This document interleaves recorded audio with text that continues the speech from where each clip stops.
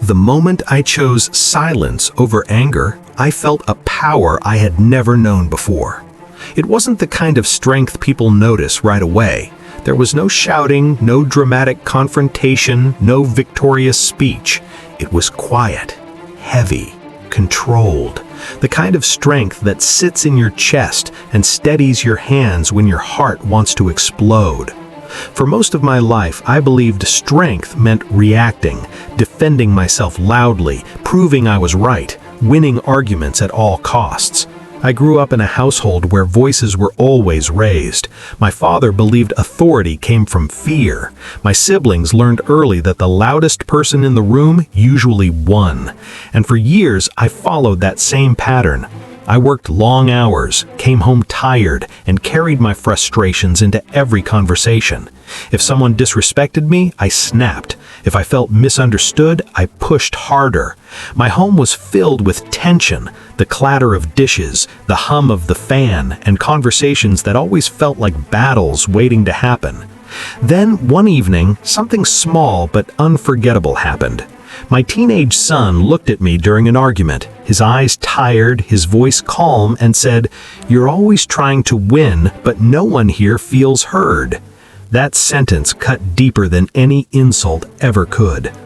Later that night, as the house settled into silence, I found myself thinking about a philosophy I once admired, Bruce Lee's idea of strength without noise, power without arrogance, and discipline of both body and mind. He believed true mastery wasn't about showing off, it was about control. And for the first time, I wondered if my loudness had been weakness in disguise. That thought stayed with me, quiet, persistent, and unsettling, like a challenge I could no longer ignore. Before I began to change, my life followed a predictable rhythm. Wake up before sunrise, drink bitter tea that smelled faintly of cardamom, rush through breakfast while mentally rehearsing conversations I expected to win that day. At work, I carried myself like a fighter, sharp words, firm posture, quick temper. People respected me, but few felt close to me. At home, it was worse. My wife moved quietly around the kitchen, careful with her tone, like someone navigating a storm. My son kept his headphones on more often than not. My daughter avoided disagreements altogether, retreating into her room whenever tension rose. Our house sounded peaceful on the surface, ticking clock, distant traffic, the soft creak of doors, but beneath that calm was emotional exhaustion. I told myself I was being strong, responsible, in control. But control isn't always strength. Sometimes it's fear wearing armor. The first real clue that something in me was broken came during a family dinner. We were eating rice and lentils, steam rising gently from the plates. My son mentioned he wanted to change his career path, something creative, something uncertain. Without thinking, I laughed. Not kindly, not gently. I dismissed him with a sharp remark about real jobs and practical choices. He didn't argue. He simply lowered his gaze, pushed his food aside, and said quietly, "You never listen." The room fell silent. I felt the urge to defend myself, to explain, to overpower the moment with logic and authority. But something stopped me. His words echoed like Bruce Lee's teachings I had once read, that the strongest fighter is the one who doesn't need to fight, that real power lies in awareness, not reaction. That night, I replayed the scene again and again. For the first time, I suspected my greatest weakness wasn't my temper. It was my inability to stay still, to listen, to let go of my ego. And slowly, the idea began to root. What if real strength meant mastering my mind instead of dominating others? The change didn't happen all at once. It began quietly, like a shift in breathing. I started revisiting Bruce Lee's words late at night, scrolling through old interviews and faded quotes. One line struck me deeper than I expected. Knowing yourself is true progress. It felt less like a motivational phrase and more like an accusation. I began watching myself the way a fighter studies an opponent, the way my jaw tightened when challenged, the way my voice rose when I felt cornered. the way my ego flared when someone disagreed with me. It was uncomfortable, like standing in front of a mirror that refused to flatter. The first real test came at work. A colleague questioned my decision during a meeting. Normally, I would have responded instantly, sharp, defensive, determined to win. I felt the familiar surge of heat in my chest. My tongue almost moved before my mind did. But I paused. I remembered Bruce Lee's idea of being like water, adaptable, calm, unreactive. I let the moment breathe. I listened. I nodded. I responded without hostility. The room felt different afterward. Not tense, not competitive, just steady. Later that week, the real challenge arrived at home. My wife confronted me about how distant I had become over the years. In the past, I would have argued, justified myself, turned the conversation into a debate. This time, I didn't. I sat at the dining table, the faint smell of detergent and leftover tea in the air, and I listened. She spoke softly, but every word carried years of quiet hurt. I noticed the slight tremor in her hands, the tired patience in her eyes. When she finished, there was a long silence. I wanted to defend myself, to explain, to shift the blame. Instead, I said something I had never said before. "I'm listening. Tell me more." That moment felt heavier than any argument I had ever won. Because for the first time, I wasn't trying to overpower someone. I was trying to understand them. And in that stillness, I realized something powerful. True strength doesn't shout. It observes. It endures. It waits. The real turning point came on a day I wish I could forget, and one I'm grateful I can't. My son had a school presentation. He invited me weeks in advance, reminding me gently, almost nervously. I promised I'd be there. But work ran late. A meeting dragged on. My phone buzzed in my pocket, but I ignored it, convincing myself there would always be another chance. When I finally arrived at the auditorium, the chairs were already being folded. Parents chatted softly, children laughed with the relief of being done, and there, near the stage, stood my son, holding a crumpled paper in his hand, eyes glossy but determined not to cry.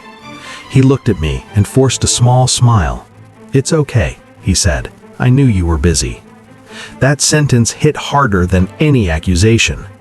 On the drive home, the car felt unbearably quiet. The hum of the engine sounded like judgment.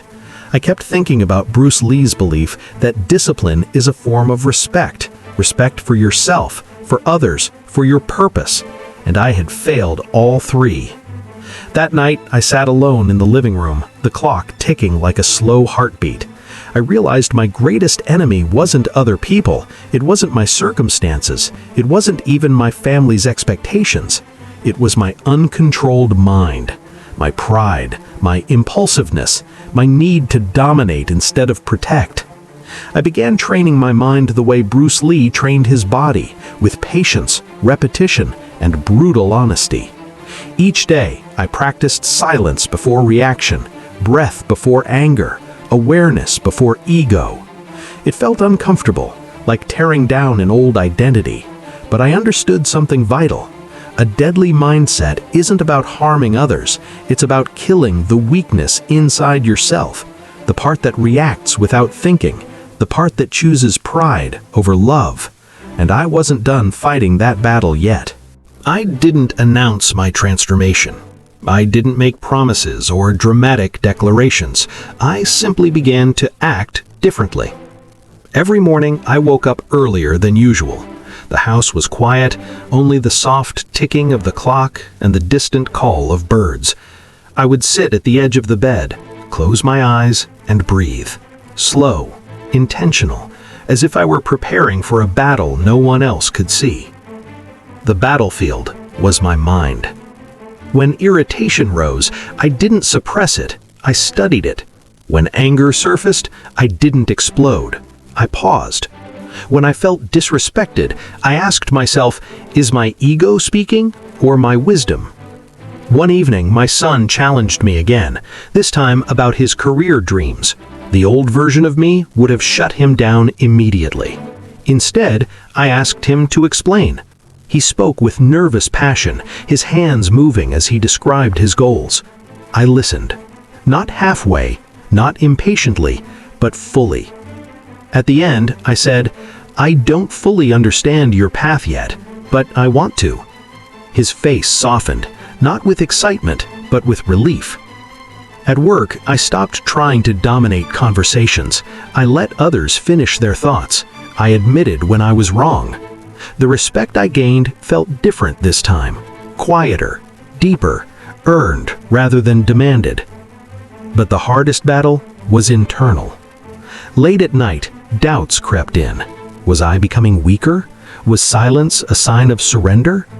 Then I remembered Bruce Lee's deadly mindset, the idea that the sharpest weapon is a disciplined mind, and the strongest warrior is the one who controls himself under pressure. I wasn't seeking revenge. I wasn't trying to prove superiority. I was training myself to become someone my family could feel safe with, not afraid of. And slowly, without fanfare, my power began to change. From loud dominance to silent strength. The consequences of my old self didn't disappear overnight. There were still people who remembered my sharp temper. Some tested me, expecting the same reaction, the same defensiveness, the same fire. In a strange way, it felt like being challenged in a sparring ring, except this time, the goal wasn't to strike back, it was to remain calm. The real test came during a family gathering. Relatives crowded our living room, the smell of spiced food lingering in the air, laughter mixing with subtle tension. An older cousin brought up a past argument, one where I had embarrassed him publicly years before. He joked about it, but I could hear the bitterness beneath his laughter. The old me would have argued, justified, rewritten the story to save face. Instead, I met his eyes and said quietly, "I handled that badly. I'm sorry." The room fell silent for a moment. Not awkward, not hostile, just honest. Later, my wife squeezed my hand as we cleared the dishes. "You're different," she whispered. Not accusing, not doubtful, just surprised. Word spread in subtle ways. At work, people noticed I listened more. At home, my children spoke more freely. In my extended family, old grudges softened, not because I demanded forgiveness, but because I no longer fed conflict. I realized something important about Bruce Lee's philosophy. True power doesn't need an audience. True discipline doesn't seek applause, and true strength often looks like humility. The world didn't reward me with applause for changing, but I noticed the shift in smaller, quieter ways. A softer tone in conversations, less fear in my children's voices, more peace in my own chest. And for the first time, I understood that the deadliest mindset isn't about winning battles against others. It's about earning respect without forcing it. Healing didn't feel dramatic. It felt slow, like learning to walk on ground I had once burned. There were mornings I still woke up with old habits itching beneath my skin, the urge to correct, to control, to assert dominance. But instead of fighting those impulses, I acknowledged them quietly, the way Bruce Lee taught, observe first, react last. One afternoon, my son asked if I could help him prepare for an interview. We sat at the dining table, papers spread between us, sunlight catching dust in the air. He practiced his answers, stumbling, restarting, finding his confidence piece by piece. At one point, he looked at me and said, "You're calmer now. I don't feel nervous talking to you anymore." That sentence felt like a medal no one else could see. My wife began sharing more of her thoughts, not cautiously but openly. We talked late into the evenings, the house wrapped in quiet, cups of tea growing cold between our hands. I apologized for years I couldn't rewrite. She didn't rush to forgive, but she listened. And listening, I learned, is its own kind of love. I realized my earlier idea of strength had been flawed. I once believed power came from intimidation. Now I understood power could come from presence. Bruce Lee believed that mastery meant freedom, freedom from ego, fear, and emotional chaos. And slowly, I felt that freedom taking shape inside me. Not perfect, not complete, but honest. I still made mistakes. I still lost my patience sometimes, but I no longer let those moments define me. Instead of fighting to appear powerful, I focused on becoming peaceful. And in that peace, I discovered a deeper kind of strength, one that protected my family instead of frightening them, one that disciplined my mind instead of feeding my pride. I wasn't trying to become Bruce Lee. I was trying to become a better version of myself. Today, when I think about strength, I no longer picture raised voices or clenched fists. I think of silence, breath, self-control. Bruce Lee once said the greatest battle is the one within, and I've learned that mastering your mind can be far more powerful than trying to control others. If you're struggling with anger, pride, or the need to always win, remember this: the deadliest mindset isn't about hurting others, it's about conquering the weakness inside yourself. Would you choose loud power or silent strength?